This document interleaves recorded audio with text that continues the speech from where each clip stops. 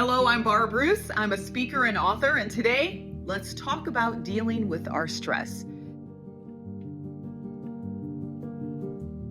Now, Jesus didn't come to give his life for us so that our lives would be defined by stress and overwhelm. And yet, that's exactly where so many of us find ourselves at. But the good news is that the Bible actually speaks into this part of our human experience. Listen to what King David prays in Psalm 55. He says, "Listen to my prayer, O God. Do not ignore my cry for help. Please listen and answer me, for I am overwhelmed by my troubles." We get overwhelmed when we have too much to do and not enough time to do it, and it feels like everything is all on us. And while we don't know exactly what King David was going through in the moment, we can relate. He must have had a lot on his shoulders.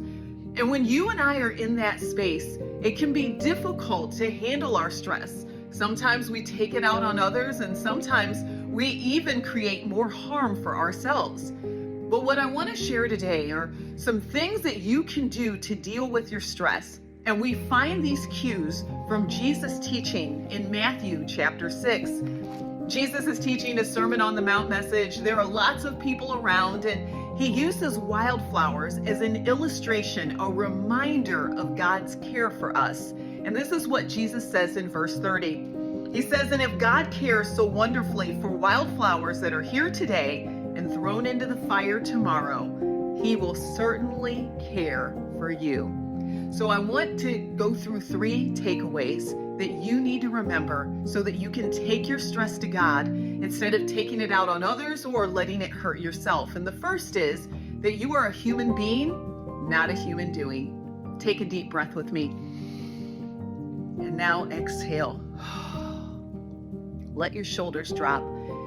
When you take that breath, you are reminded that you are a human being, a creation that is cared for by God. Number 2 is to remember that God cares for his children at all times, especially hard times.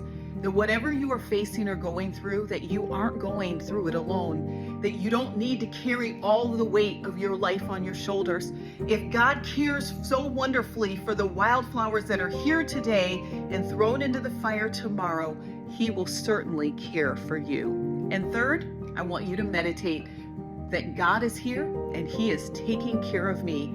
Repeat that over and over again as a powerful reminder to you. Do you have more questions? Check out more Touch Points in the Life Bible app.